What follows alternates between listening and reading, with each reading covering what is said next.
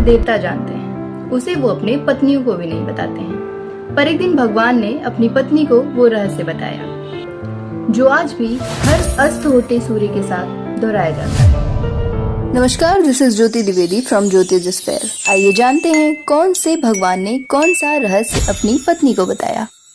बहुत पुराने समय की बात है, जब पृथ्वी पर पहला प्रकाश फैला और समय की पहली सुबह हुई, तब सूर्यदेव अपने 7 घोड़े वाले रथ से आकाश में भ्रमण करते थे, दौड़ लगाते थे।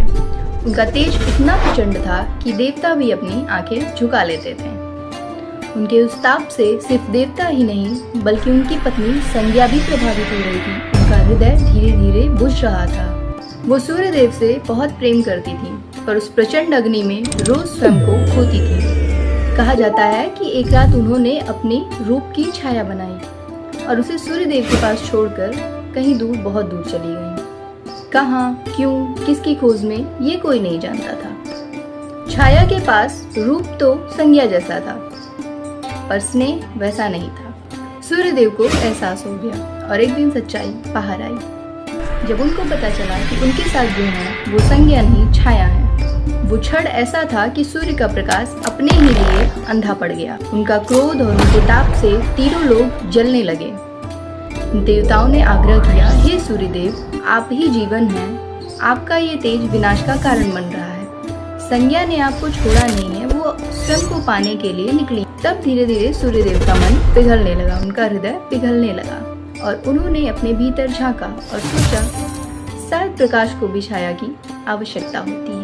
संज्ञा नदी किनारे बैठी थी और सूर्यदेव की तरफ देख रही थी, पर उनकी आंखों में कोई भी शिकायत नहीं थी। वो बस ईश्वर से आराधना कर रही थी, सूर्यदेव को ताप को सहन करने की शक्ति के लिए। उनकी आंखों में तेज नहीं, करुणा थी। सूर्यदेव ने संज्ञा से कहा कि संज्ञा, तुमने मुझे जीवन का सबसे बड़ा रहस्य समझाया है कि तेज तभी पूर्ण होता है जब उसमें संतुलन हो।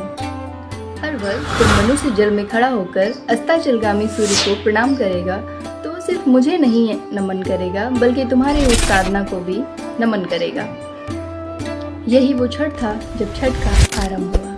तब से आज तक हर स्त्री हर नदी के घाट पर उस तप की प्रतिध्वनि को दोहराती है।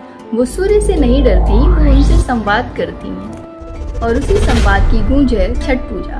तो अगली बार आप जब किसी को जल में खड़े होकर अर्घ देते हुए देखिए, तो याद रखिए कि वो सिर्फ एक पूजा नहीं है, वो उस दिव्य रहस्य की याद है जहां भगवान ने अपनी पत्नी को प्रेम, संतुलन और श्रद्धा का अर्थ समझाया था। Now from the unseen India, जहां कुछ कहानियां आरती की तरह नहीं बल्कि रहस्य की तरह खुलती हैं।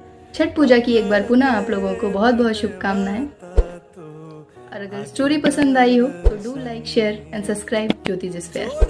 जोड़े सुपावा आदित्य देव घटवा पे तिवई चढ़ावेल हो। जल बीच खड़ा होई दर्शन असरा लगावेल हो। जल बीच खड़ा होई दर्शन असरा